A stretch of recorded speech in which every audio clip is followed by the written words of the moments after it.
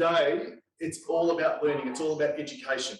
Okay, so if you're listening to the recorded version, you've probably got the ability to also sit back and take some notes. But otherwise, get out your pens and pads and listen to what we've got to go on. So before we get going, let me introduce you to our two guests over here.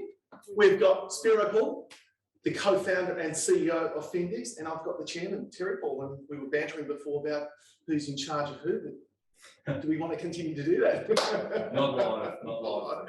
But let's get into that for a second. So, guys, before we get into a little bit more of the formality side, maybe just, if you don't mind introducing yourselves, share a little bit about you, Spiro, so people know about what about you. Paul, and welcome to everybody. Spiro Paule, I'm the CEO of Findex, and we're going to talk a little bit about the origin of Findex today with you and delve a little bit deeper to make, find out what makes us tick. But I've thoroughly enjoyed my journey. I was a young man when we started out, as Terry was, and we had some big ideas. I don't know if we've quite achieved the big ideas yet, but we're certainly, still very much ambitious and fire in the belly to keep achieving and doing some great things together. So hopefully we'll sort of tease that out today. Yeah, we definitely will. Thank you, Terry.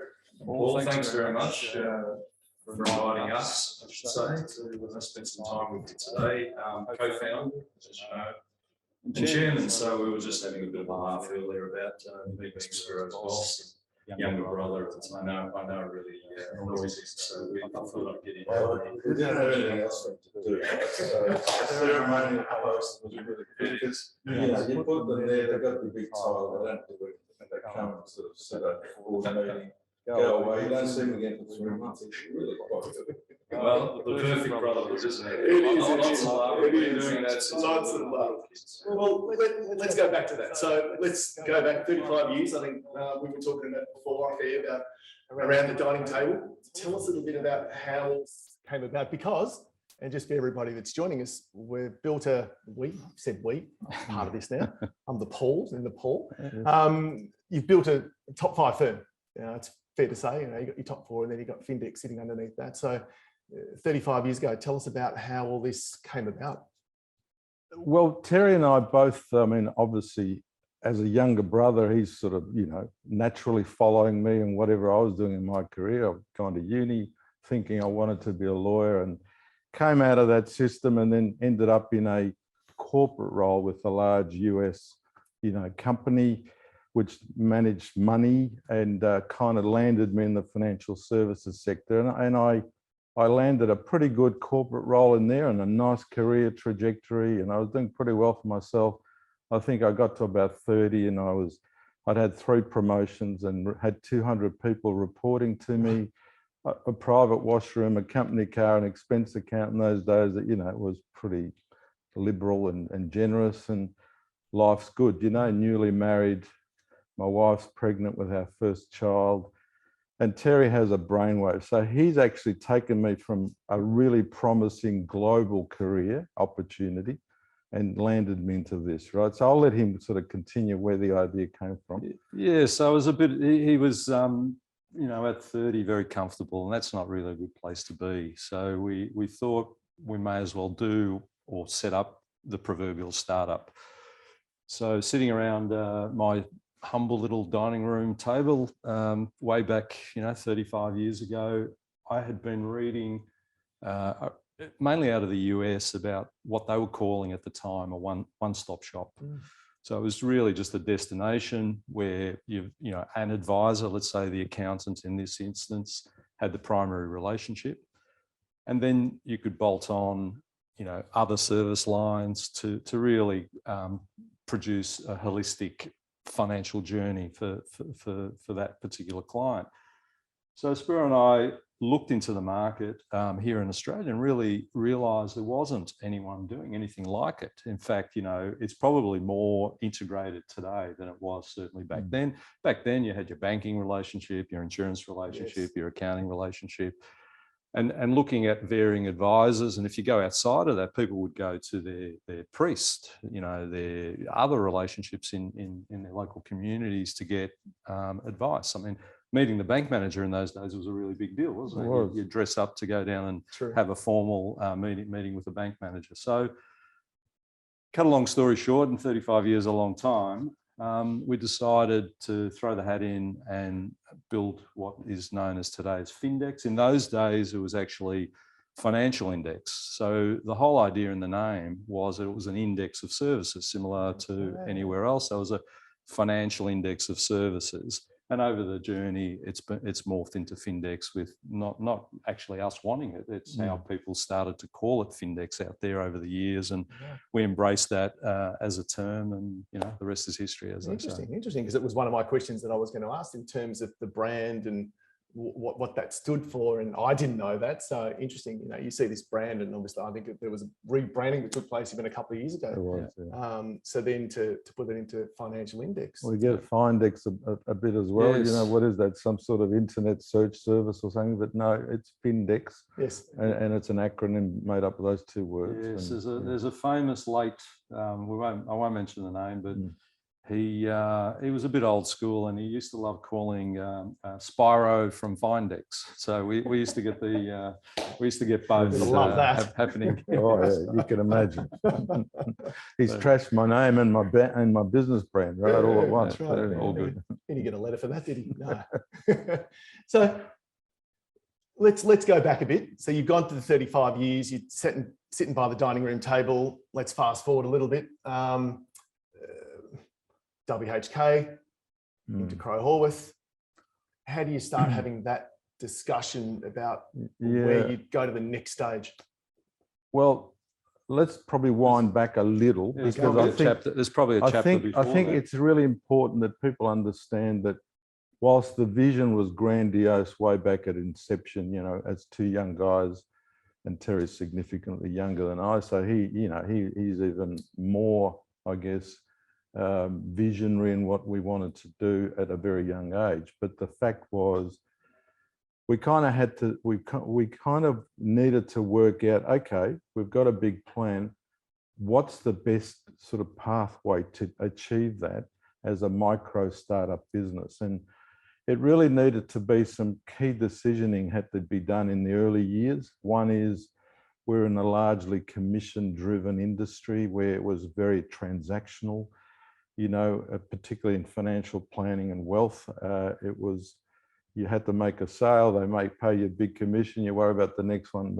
And we need to reposition our business to have more annuity style fee-based revenue. So it was an early decision to go to that model, which most people wouldn't dream of, because they say, well, why would you pass up a 5% commission and go for, a $250 annual fee or whatever the commensurate thing is? And you say, yeah, but if I can keep building the 250s and it comes in all the time, then at January 1, I don't wind up the clock and go back to zero scoreboard and start again. The base continues to flow, and you just keep, it's layers each year in growth. So Paul, we're talking about sort of early 80s now, Yes. just to give you how far back we've So the accounting industry has always been fee-based, so that wasn't the issue. We weren't in the accounting industry, right? We're coming from a different direction. Yes. So very, very different direction. The next key thing we did was try and develop what we call the franchise or scalable model. Again, a rare sort of insight, but the thing is to have a predictable process to deliver a service where we weren't necessarily required to be front on, at the coalface, doing it to the level and expertise and quality that needed to be done to, build a sustainable business. So we had to go back and process engineer a best practice model. Okay. And we did that using very, very early on. We're talking about early mid-90s technology. We're talking about DOS, green screens. And That's DOS. what we had. We didn't have a lot of tools, but we did have, an early internet coming on, and early networking of computers, and some rudimentary platforms on which you can build methodology and process and engineer best practice. And I guess, Spiro, it's old hat now, Paul, but things like, which everyone's done to death a million times. I can't remember the last time I actually had the discussion, unless it's in this sort of forum, but things like the E-Myth and books like built to last and good to great. Yes. And you know, really getting the strategy right on how to scale. And professional services, regardless of what sort of advisor you are, you know, it is hard to replicate and keep a certain standard. It is built around people, which is hard to maintain a standard. You know, you can have fabulous experience, and then you can have maybe even with the same advisor a not so fabulous experience soon after. Whereas if you could somehow automate it in the background, you're more than likely on a more regular basis to achieve a certain standard. I mean, Spiro sort of drove a lot of that engineering through to an ISO accreditation. I mean, there's, you might want to. We're probably the only, you know, scaled professional firm that I know of that has ISO 9001 certification on our entire wealth business, right? In terms of the highest international quality standard. Very hard thing to achieve. You know, if you're a manufacturer, it's a requirement, you know, for all your suppliers to know that you've got absolute, you know, highest integrity in process, because you can poison and kill people, right? But in financial services, maybe it's not that critical, but for us, it's critical in terms of quality, turnaround, cost effectiveness, and the ability to make a decent margin, right? So for us, it's an internal discipline, not so much our clients probably don't even know what it means, but it's an internal discipline for us to maintain that focus. We haven't yet achieved it in our accounting business, because that's a big beast and we're still a work in progress getting there, but that is an aim to do that. So just winding forward to your original question, that mindset got us into technology and digital development of best practice. We built our own monolithic internal ERP, if you call it that, you know, where it dictated everything we needed to do for all staff in a particular way. And until we agreed to change it, that was the way for everybody. So if we were cool guys, which we're probably not, we were sort of a fintech before we knew what fintechs were, right? It's now sort of very true. So that move allowed us to get into, well, freed up capacity, turnaround, profitability. And then we thought, well, okay, now with all this spare time, how do we grow faster? And one way was M&A. So let's go and buy somebody else's business and pile it on, you know, just layers and layers. And the technology was able to ingest that and give us quick integration to a best practice methodology. So we started to buy, albeit small businesses, you know, 1 and 2 partner practices, particularly in wealth. We did quite a fair clip of those. I think we got to about 26 in about 4 or 5 years. And that was a major part of it, the wealth element. Yeah, that gave us the first sort of platform.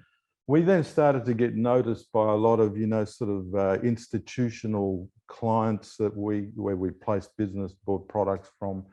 They'd say, well, we're seeing all the growth come out of you guys. How are you doing? No one else is doing it. What's going on? So they'd constantly come in and ask the question, what can we learn from this? And we had an offer from one institution, I won't say who, can we buy you and run you into our network and if we can improve that? We thought that was a great idea.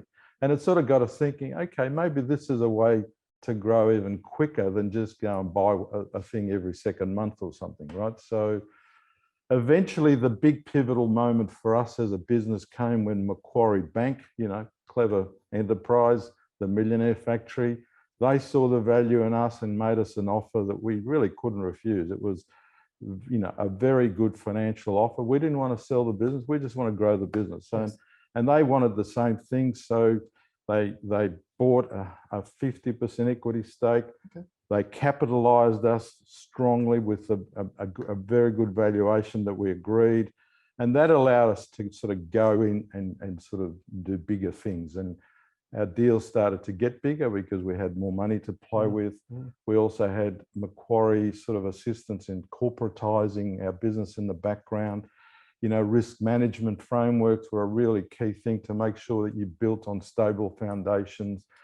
And although the relationship is a good one, and we parted company about 4 years later because they had an internal restructure. Well, this is post now GFC, right? There's a thing called the GFC came along. It came in, we kind of stopped for a while just figuring out, is the world ending or not, you know? And clearly when the dust But it was a settled. pivotal moment. I mean, right through to the board, Correct. we really were effectively running the board, even in those days, as a public company, you know, external audits, really all the reporting, a lot of rigor around reporting and KPIs. You know, and with their input, it was the next iteration, the next step in changing of the mindset and the culture. How important do you think all that was? And it sounds like Spiro very process driven. Well, I mean, we had the know-how to deal in the market. You know, like they couldn't teach us anything there. We could teach them because, in fact, the key reason why they exited from us is they had a big blow up in their own wealth business.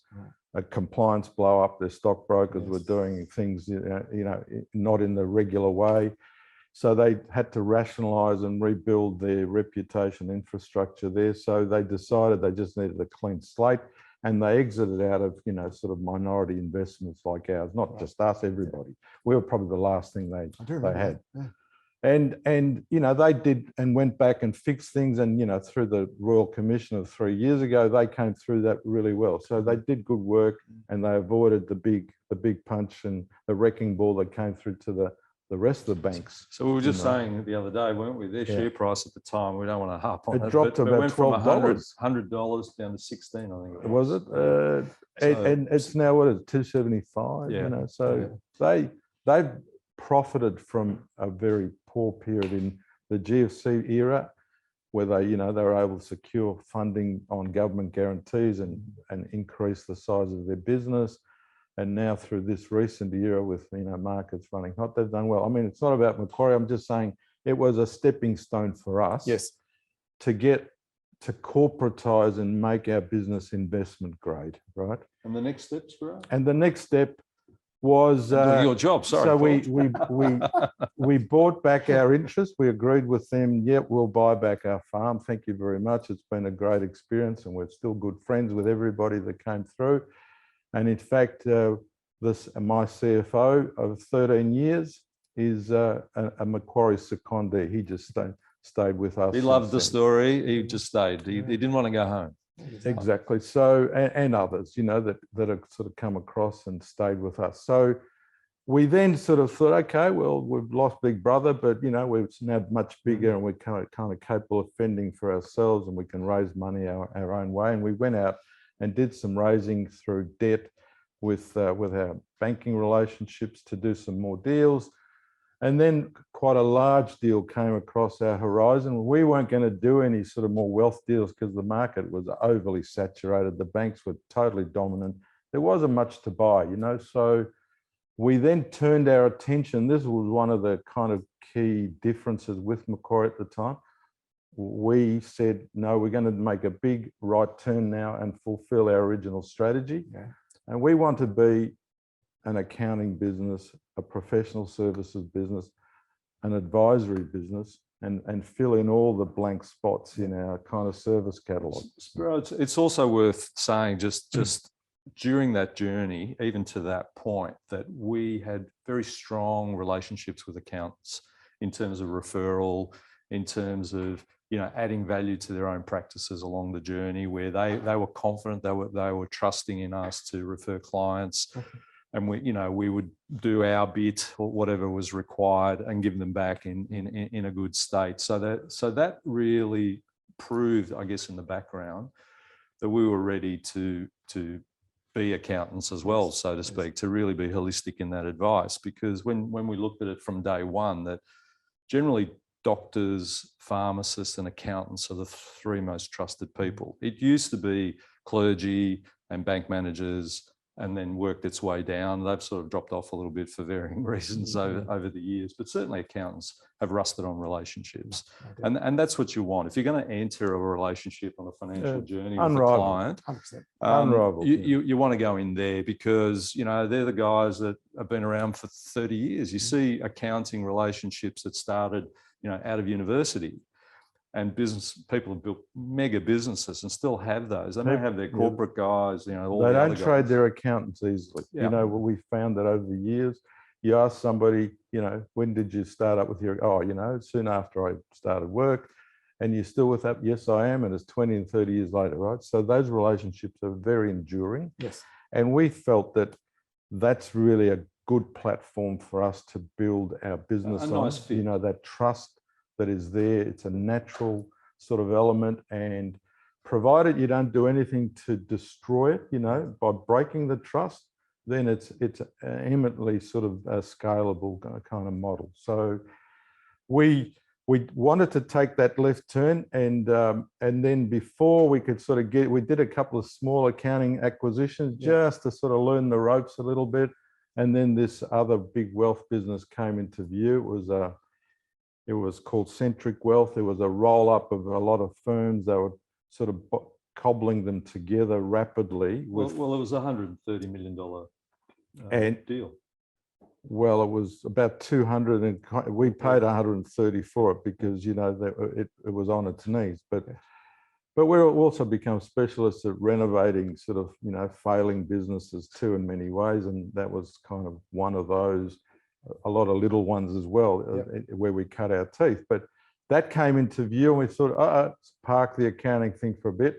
Let's go after this, because that gets us into the top 10 in the wealth industry, right? So in fact, that catapulted us to about number 7 or 8 by distribution and funds and that sort of thing. And that really put us into a place where we had scale and buying power of products and services and presence in the market, right? So we did that deal. We beat over about 55 other bidders for it, which was amazing. But we didn't have enough money, big ticket.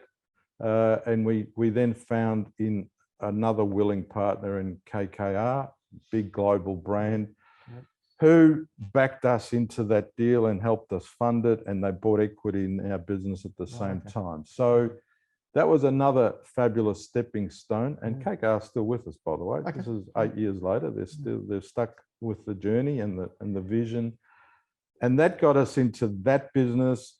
We did a very, very quick turnaround of that business. Within a year, we kind of had turned it around remarkably well, financially speaking. You know, the cultural side is an ongoing thing, just to get people integrated, because they had acquired over 30 firms and put them together into this. So we needed to get those 30 to think and act like one. Correct. So that work's sort of been ongoing, and it is now a very, very strong business. And then before we knew it, the Crow Horse network, just when we got to work on this one, we're thinking it's going to be a few year journey, the Crow Horse thing came into view, a failing business, publicly listed, number 5 accounting network in 2 countries. And suddenly the white flag goes up and there's nobody around, right? So we put up our hand and said to KKR, look, this completes the suite of services for the vision. It's scaled, it's got reach, diversification, it's got regional presence, it's got 110 offices, massive SME penetration, it's got lots of services, it's got everything. This is the one. It's been just badly put together. Unfortunately, 168 firms were acquired into that network over the years by the former there's a huge roll-up management and owners. Probably never to be done again, but they failed to integrate. They left small firms operating as small firms, not as a big firm, right? With a different mentality. So that was a job that I thought we could do because we'd been successful. And we then convinced KKR that we should, even though we were busy fixing one, we needed to put our foot on the other. And we did that successfully. We got into exclusivity with the board. We completed the deal. Again, we bought it at a significant discount because it was a failing business, virtually loss making, and we had to go to work. And it was a major undertaking. I know, thank God COVID wasn't around at the time, but Spiro and his management team did sort of one of those presidential 90 days, first 100 days where he literally lived on a plane visiting, and I shook every hand in the organization and told them about my story and my vision and what I expected from all of us, right? So I think culturally, it's a small point in the scale of the whole story, but I think it's very telling of the culture that we try to foster in the Findex business, in the sense that the previous 2 CEOs that only visited, of the 100 odd offices, maybe... The one before me 8 in 10 years, right? So 8 offices in And 10 I think years. I visited 50 in 50 days. Yeah. And there's 110, right? So the rest have all been visited, of course. And in particular, the uniqueness of the Findex business away from the 4 consulting firms, if you're measuring it, in your terms, the big 5, we don't get too fixated by it, but however you want to do that, is that we do have a huge regional footprint. Yes. We are in the regions, our advisors, our accountants are at the netball on the Saturday along with the clients. It's a very different community feel. It's a really strong part of our business, I think, really deep roots into the communities that we live and work in.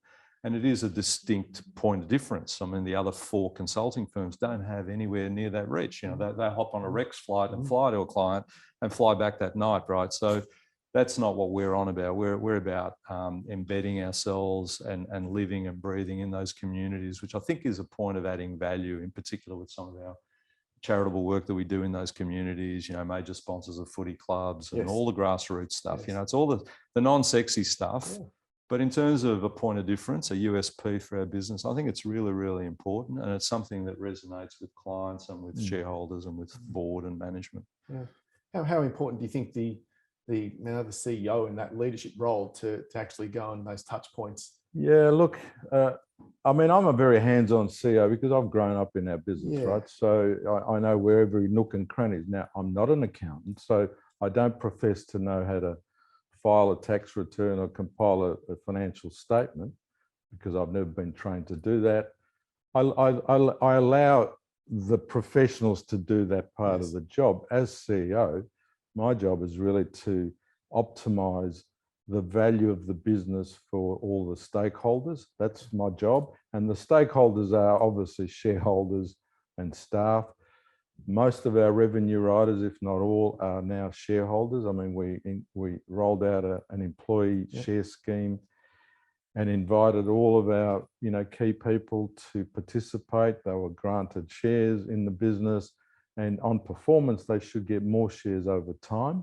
And the idea is, out of almost 3,000 staff, that we should have 3,000 shareholders ultimately. At the moment, I think we have around 800. And really that takes care of the key management and key revenue riders, the partners, the associate partners, the key department heads, anybody playing a pivotal role in rolling out our strategy. I think, Spiro, it's just worth just harping a little bit on that, because this obviously went to board. It was shares issued out of the communal pot, so it costs. Well, there's a dilution there, right? It costs many millions of dollars to actually get up one morning and do that. So, but we thought through it, and when you've got an aggregation of lots and lots of businesses, whether they're coming from a financial planning background or an accounting background, it's people selling their businesses and then coming to work, and we felt that they also needed to own that business again.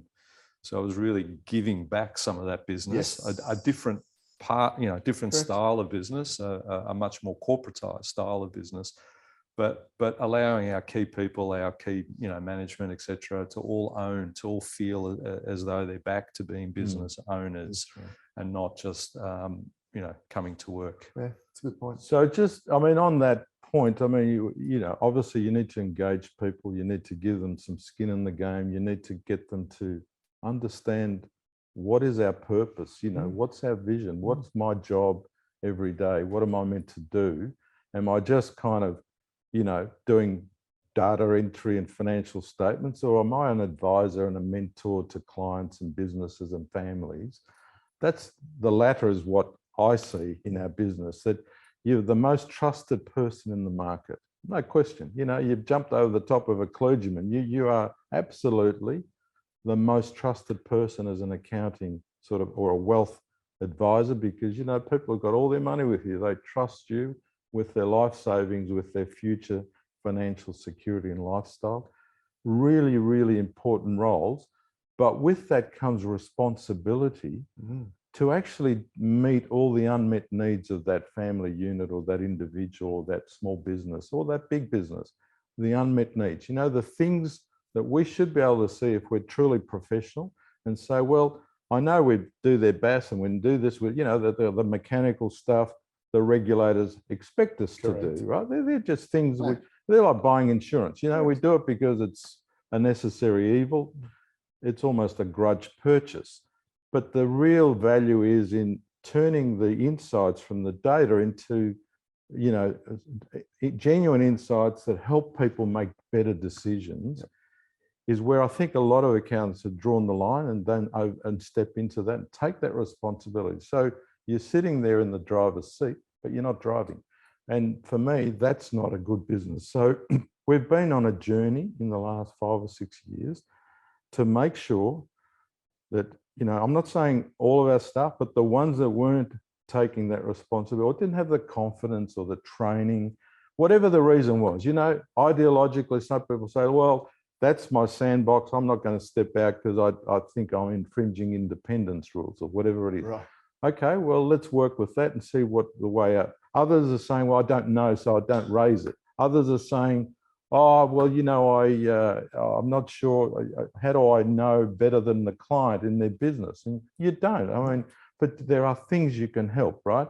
Then there are products and services that we can, better systems, better technology, better contracts, better firing, you know, better HR, better payroll, better this, better that, better, you know, they're things that are our responsibility to make life go better for all of our So this clients. gets back to that holistic approach, Yeah, an index of services to actually produce something that is of highest possible quality, that has that, you know, that expertise embedded in it, that has the personal relationships as you partner up with a client to go through their financial journey. And I think, you know, that's still not done anywhere in the world that we've seen to this day, to the highest possible level. I think there's opportunity to So we challenge our people, and certainly since the rebrand, we kind of, just backing up a bit, I suppose when you come in and there's trouble everywhere, you know, there are fires burning everywhere.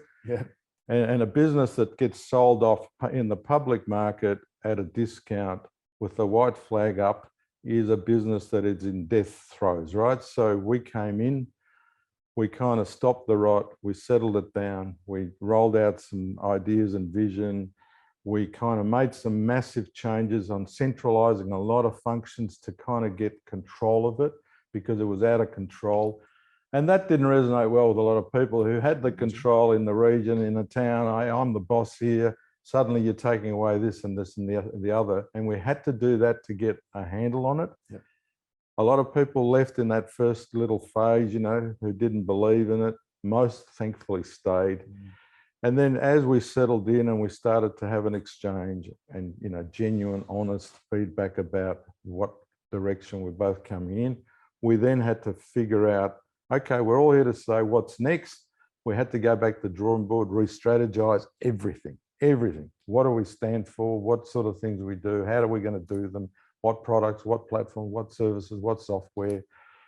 And that took, you know, probably 2 years to bottom out, and then another 2 years to then rebuild our everyday operational platform. And a lot of it was new tech.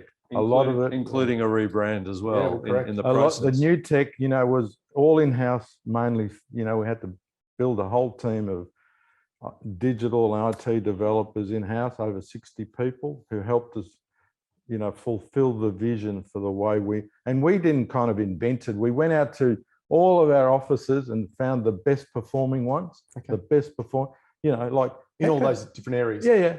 How come you guys can generate, you know, 40% and these guys generate -20, you know, like what's going on? And they'd tell us what they were doing. These guys would tell, and you say, okay, well, you can see there's a difference in methodologies. We found 17 different versions of APS, which is our sort of key, you know, operation system for accounting and tax. 17 versions, same software, configured 17 different ways. How do you get connectivity out of all of that to share work and insights and, you know, manage client best affairs? practice. You can't. So we had to rationalize that down to one, you know, and massive database, 250,000 clients on there, right? Massive thing. So all of that work needed to be done to kind of clear the decks and set up a new way of working. That was done. And then beyond that, we've just kind of got to that in the last year or so. And then as we're rolling out this new way of working and retraining people, guess what happens? A global pandemic. And you think, oh my God, now what does that mean for this whole thing? You know, like how bad is it going to get? And all of a sudden, what happened? We sent everyone home with their laptop and said, look, for everyone's safety. As Spiro says, we went from 100 odd offices to 3,000 offices overnight. Right. So you know what happened? Fortuitously, when people got home with their laptop, and you know, we'd given everyone a new laptop. Coincidentally, it wasn't planned. It was just new tech, new hardware, new this, new that, new just part of the refresh and the rebrand. And then all of a sudden, this thing happens, and you're thinking the worst. You know, my management team and I were meeting every day at 9 o'clock, weekends included, for hours, kind of and weekly board updates. Look, that's not just unusual. You know, all hands on deck. Everyone. Of course, I'm not saying we did anything unusual. I'm just saying we didn't leave anything slip by. Yeah.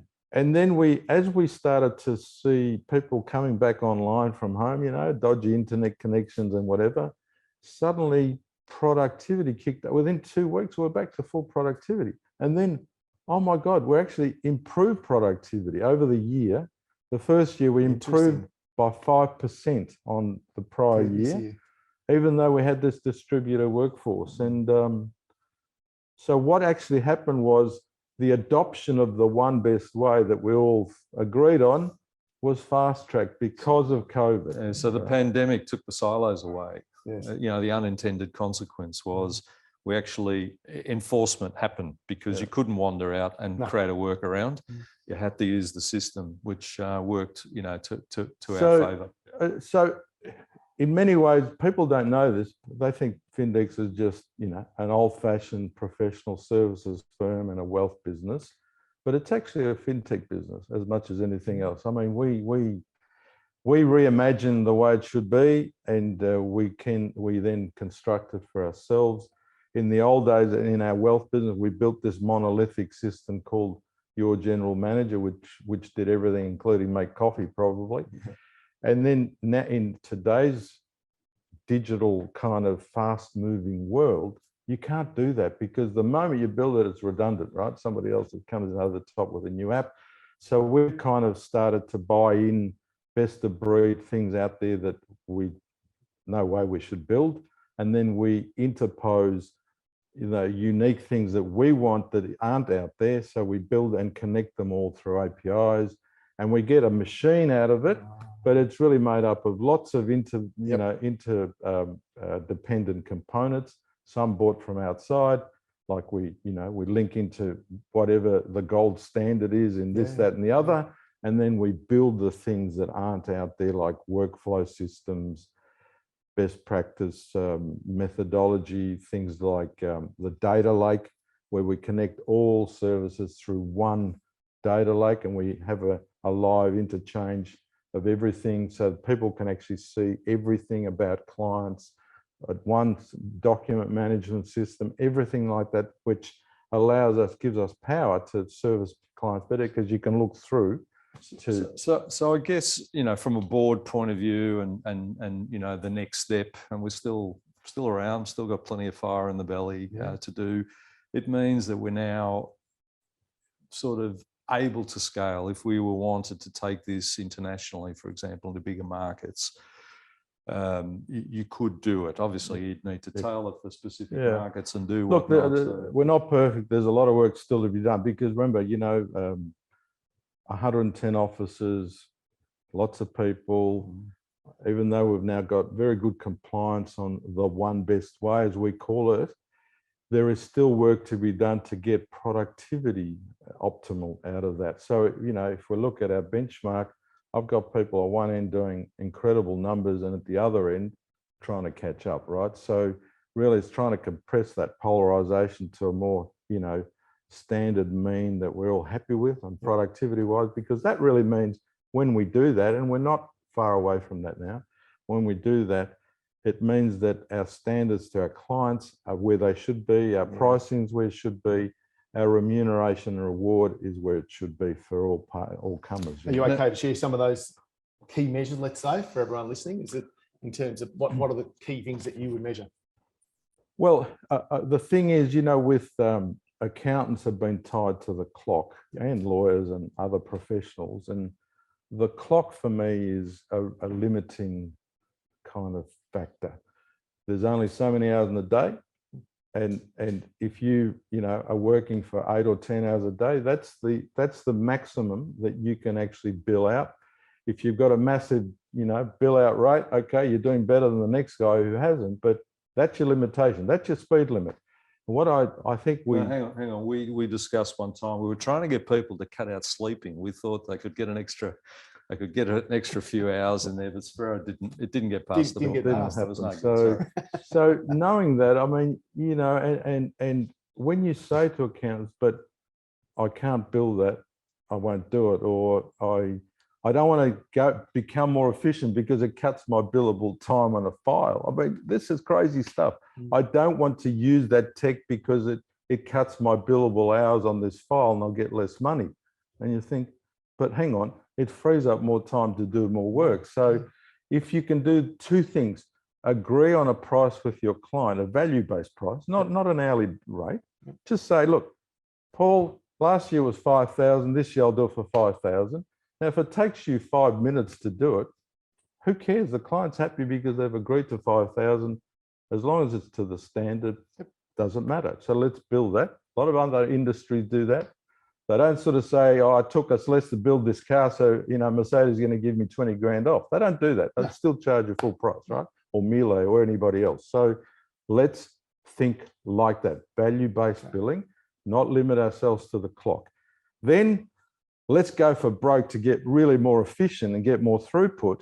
And what actually happens is suddenly my reward kicks up and my bonus and my salary, company performance, share price, all this good stuff happens. And the client's really happy because they've held you to a fixed price. They don't, you know, at the moment, hourly rate is like a blank check. I don't know where it's going to land. And then you go and say, look, it's cost me 7, but I'm going to charge you 5, and I write off. And write off is you're absorbing loss because you know you can't sell the 7, so you stick to the 5, and that's just bad business. And remember, underpinning all of this is the quality. The systems underpinning it mean that there is a safety net. It's not just maverick style running your own maverick part of a business. It's tucking into you know, tested systems and processes and procedures to make sure that our wealth business has always operated like that. It's a fixed fee. You know, we negotiate a fee, whether it's, you know, 1% of assets or an absolute dollar amount, and we live to that. It's always knocked out a 45–50% EBIT, right? Now you go over into accounting land, if you're doing 25 and 30, you're a superstar. And there's not many of those. Most are just barely making, you know, after they take their own money home, there's barely anything left over.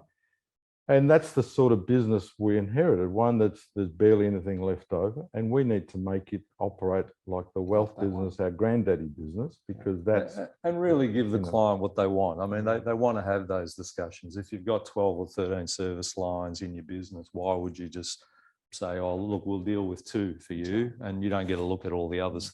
So I like to just to be clear, 45% after salary, after everyone's been paid. Not a lot of partners say, I make a 50% profit, but they haven't factored in their own, you know, profit share and salary, right? No, this is after bonuses, after salaries, after every coffee cup and everything has been paid. There's $50, you know, left on the table. And you say, that's a business. That's a business, scalable, investable, sustainable. That's a business. The one where there's not much left because we've all eaten it, that's not a business. That's just a job. Correct. Right? We need to change that mindset. I think we're on a journey to do that at the moment. So how did the people side and the mindset side would have been massive in that, like, because you're inheriting mindset, which we know is a difficult.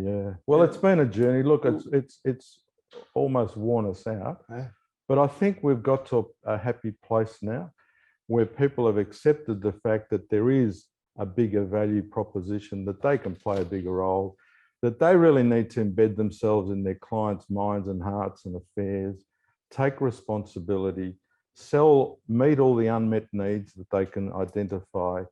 All of these things will improve performance, and then adopt the technology willingly. Don't fight it.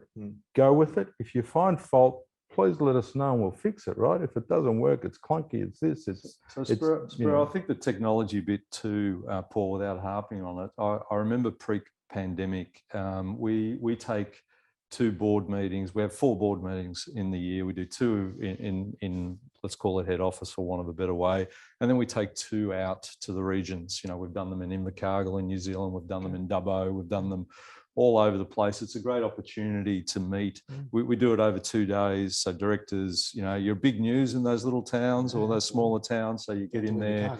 We do a client function. We get to meet the mayor and the local lawyers and everyone else. We go out the next day and we meet clients. We break up and go and visit clients in the region, and then we have our board meeting and a staff meeting as well. And a staff meeting too. So question we get an answer, you know, the whole thing. But the point is that I vividly remember doing this in Ballarat, probably a year before the pandemic hit, and Spiro talking to a fairly young demographic, you know, predominantly millennials in that office after, you know, having a drink or whatever the case may be. And he got up and he said, quote, "You don't need to live in a big city to have a big job anymore. Technology allows you to stay close to your community, close to your family. You don't have to move to Melbourne. You can stay in Ballarat." Well, the pandemic and a distributed workforce has proven that is the case. But people wouldn't have moved. If we had got up and tried to enforce that outside of a pandemic, it would have been very, very difficult. So that's the mentality, the culture that sort of underpins all of the mechanics. I call this the dynamics. Yes. And Spiro's been, you know, largely describing the mechanics. And, you know, we were joking earlier that I've got a closet full of suits and I haven't worn one. I probably can't even fit in that with COVID kilos on yet, but I haven't worn Paul one. said he needs a couple. I haven't worn one in 2 years. And even I, as the CEO, get to kind of, you know, do a big job from a small place, which is my own study, right? So in a remote location, that was by necessity. Now it's becoming by choice, because now that we're opening up, we're saying to staff, you know what, we're happy for you to stay as you are for good, if that's what you want. Or you want a bit of both, you can do that too. Hybrid. Or if you want to go back for good to the office, you can do that too. We're not closing any offices. So there's no hard and fast rules. Good. It's really... I was going to ask about that, because that's all going to change now with this. Correct. Yeah. Dan, so we're saying you pick your own cocktail. You pick what you want to do. Make your whatever own works cocktail, best whatever for you. it is. There's no set rule. You know, Brilliant. so we trust you. Yes. Just follow the best practice process. Just meet your KPIs, and we've got enough data in there and reporting and Power BI dashboards. You know, everyone's got their own personal dashboard delivering daily data on their performance and their, you know, their budgets, revenues, meetings, whatever things that they're checking to see that they're going well.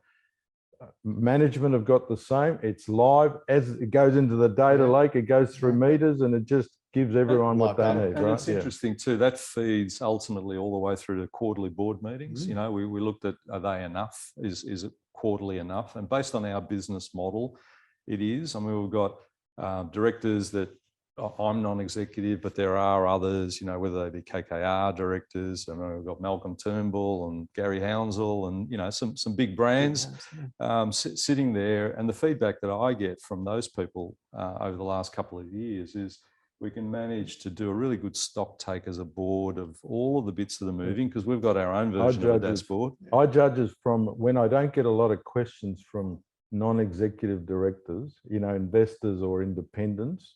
And we've got a few of those, there's 5 in all. When I don't get a lot of questions, either, you know, they're either totally confused or they're really happy with the information, right? And I like to think it's the latter. So, but seriously, some of these directors sit on other big public boards and they're saying, really, for a business that's, you know, turning over $400-500 million, it's quite a pleasant experience to actually knock over a board meeting in 3 hours, where we've really taken a stock take. 3 hours every 3 months. That wouldn't happen too much. No. So that's the testament of what sits behind it, that fintech mentality. And remember who you've got as shareholder. I mean, currently it's KKR. They own almost 40% of the business. You know, KKR have got a reputation, big private equity, 100%. an institutional group. They manage, you know, $400 billion or some big number like that globally, 450. They've got fingers in every pie everywhere, like a Macquarie Bank, and they don't go away quietly unless everything, all the settings and dials are showing the right things, right? So I love it when they come and, you know, there's hardly any questions because I know that they're happy with the way it's going. And when they're happy, I'm happy because they know that their money is in good hands, right? Very good. Very good. So guys, we're getting on to 1:30. What does the future look like? I know you mentioned it, you touched on it in terms of it allows you for that global expansion. What does the future look like? Okay, look. And we're going to go to questions. We're going to go to questions soon. So if you want to throw us any questions, I'll grab my little iPad. I'll just quickly mention that we're in a process at the moment to replace KKR because their time is up. They've been with us 8 years.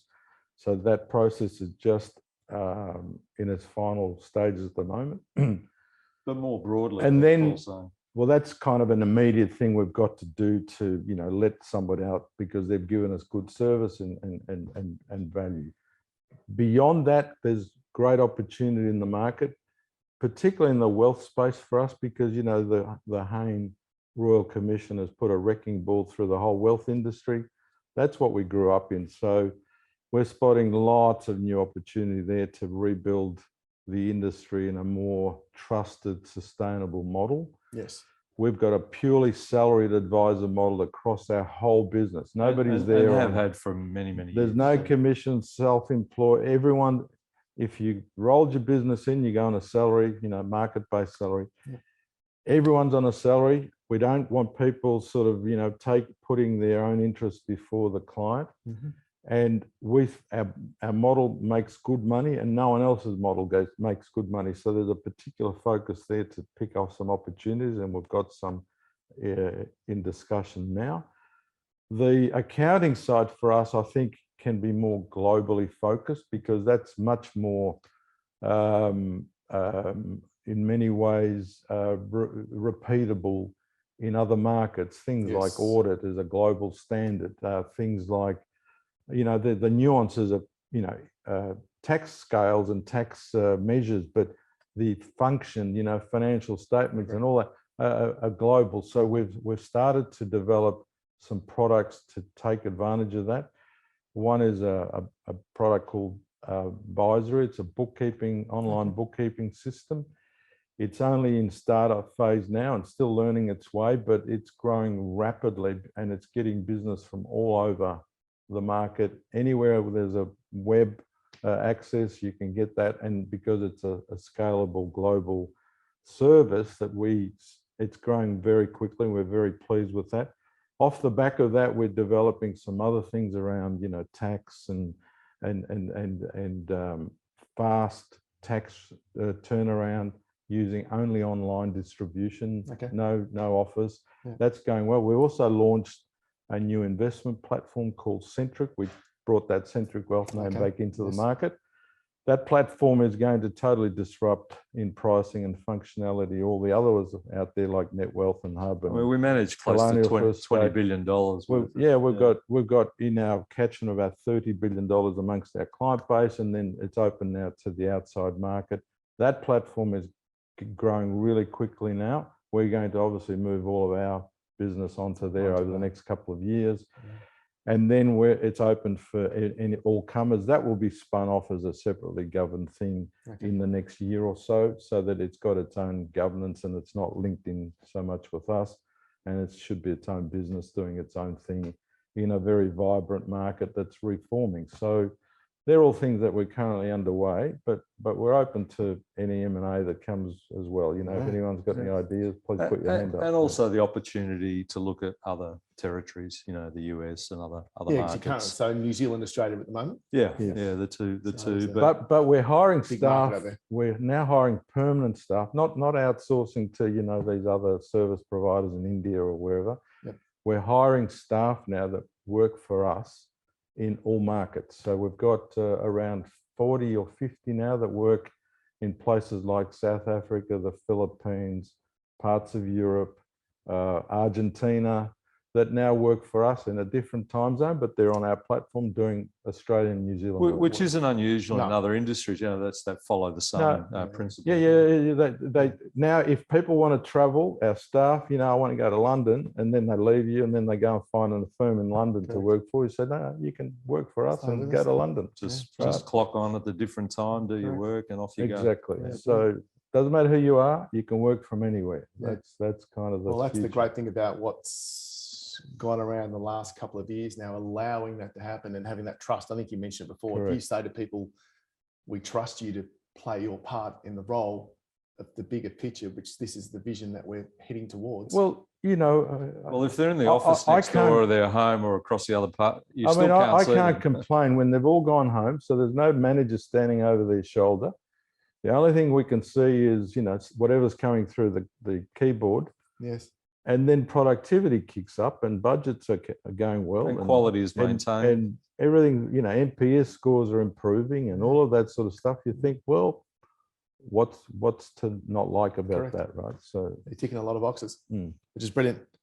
Okay, we've got some questions coming through. Ladies and gentlemen, if you've got any questions, please throw them into the Q&A bar. When onboarding new firms / employees, what tools or methods do you use to get everyone working your way? Okay, well, this is a bit of a bane because a lot of people have kind of adjusted to their own way of working and they think they've got the optimal way, right? Everyone does. I do. Everyone does. So the point is, when they come into our world, you kind of say, well, I mean, if they're a new employee, they've got no choice. This is what you do. So if you're folding your business in, what we say, the promise we give to somebody who's bringing their business in and their staff and their infrastructure is to say, okay, we're going to do an analysis of your process and our process, and we're going to agree on which one it should be.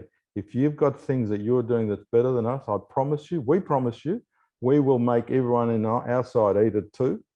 But if we can't agree that you're any better, we expect you and your staff to eat ours, right? So it's a fair exchange. And it's a great way to raise the bar in terms, it's almost R&D within your business. But we can't have disparity of methodology because that's when it all breaks down, right? There's no connectivity, there's no alignment, there's no quality control, it falls away. So we sort of say, look, show us what you do better, and I promise you, we'd love to take it because it makes us better, right? As a group. One person can influence 3,000 others to play better. So of course we'll take whatever you say, but if we all agree, then it's the Findex way, right? So the one best way, which might be recalibrated, but it's the one best way. So that brings people in. We've done a lot of times. There's over 200 small businesses that live inside Findex, you know, that started somewhere and ended up in us. And we've managed to combine and align all of that. So another one's not going to hurt us. No, that's right. And I think, look, the point to that as well is just going out there and saying, let me hear what you've got to say as well. If you're doing it better, we'll adopt it. Of course. And it's a process of communication to say, well, this is our way, what's your way? Okay. And that's done before the deal, right? So nobody comes in thinking we've under-promised or over-promised and under-delivered. We agree that before we get married so that there's no sort of misapprehensions afterwards. So a couple of smaller firms online here. What do you feel is really important that they would take away that would resonate with them, given your story over the last 35 years? Well, I think a lot of people like to be small because they're in total control of their, you know, their world. We call it, they can see the front and back door at any given day. It could be startup land, it could be whatever. You're never going to get over that, right? We aren't one of those anymore. We used to be one of those. We're no longer one of those. So if you want to stay small, you need to still manage to be relevant to your market and your clients. Being small and staying really, really siloed in the business, the services you are delivering in the old-fashioned way. Accounting really, by and large, hasn't changed in 30 years. it still hasn't changed. You know, we're doing Probably as longer. much as we can. Probably longer. But if you look through, you find age now. they're using spreadsheets and, you know, whatever their enterprise system is. Ours is APS, Reckon APS. For the, you know, the big end use that because of the scale. But whatever you're using, whether it's some sort of Zero Maya product or whatever it is, it's spreadsheets and that, and, you know, and nothing else. Nothing's changed for such a long time that unless you start to look at like building that out and adding more depth and value to clients, even as a small business, one day they'll outgrow you. Because I found that as a small business, and I can tell you a number of times where we started with a client and they were on a growth trajectory. One I can name and was Computer Share. I got them when they first started as a client. Earlier, they were near us at our office together. Yeah. And pretty soon they took off. They became a global brand. Massive. And I got a call from the CFO one day and said, look, we love you, and we've been together a long time, but you just can't deliver what we need. So we're sorry, we're going somewhere else. And I didn't have an answer to that. Right? It's interesting too that Spiro is one of these bugbears that I've heard him say into the business as such, is he doesn't want clients coming back to advisors, accountants, whatever you want to call, you know, whatever the relationship is, asking about something they heard about on the weekend at the barbecue or at the footy club or whatever. I'm doing this. Are you doing that with your? And for our guys to be saying, yeah, I think we can do that. No, you want to get on the front foot. I mean, one of the things I personally like is, you know, I think of myself, what keeps me up at 2 o'clock at night? Well, we need to get to that conversation with clients. We need to ask them, what keeps you up at night? So for the small, that question particularly, be more relevant. How do you do that? Well, conduct an annual strategic review. If it's the one thing you do with your client, you do that. Don't worry about the financial statements and all the data and all the MIOBs and zero stuff. Yep, you've got to do that. But get them in and sit down and get yourself a very good sort of questionnaire, whether it's, you know, electronic or paper, and just go through the life goals. You know, what's it about? Where are you heading? What keeps you up at night? What risks do you manage? If you had more money, what would you do? All of the felt, yes, you know, growth things. Know your client intimately. It's the empathy stuff, you know. Right. If all you do is introduce an annual strategic review and go and know your client to that level, your client will appreciate, because they'll believe then that you're closer together. Yes. So there's more trust and more, you know, stickiness. And then beyond that, they'll tell you what troubles them. And then you can bring in help. You can come to someone like Findex, say, look, I don't do mortgage broking or capital raising or audit.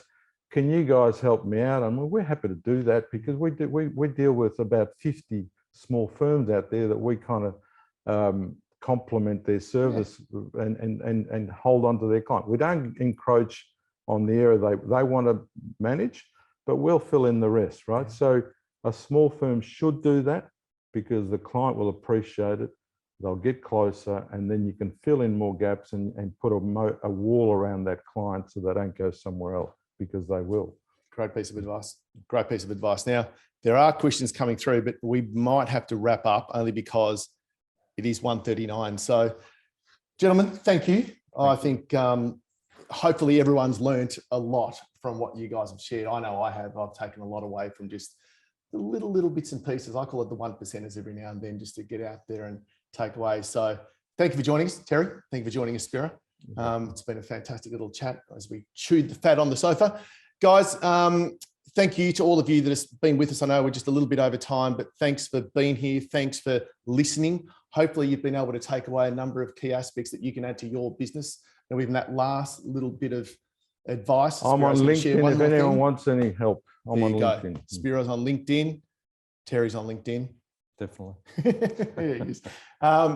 Reach out to them if you want anything. Otherwise, thanks for joining us. Look out for our next show. We've got a new virtual lunch series that you're going to be pretty excited about. You'll hear about it pretty soon. So thanks for joining us, and we look forward to talking to you soon. Thank you.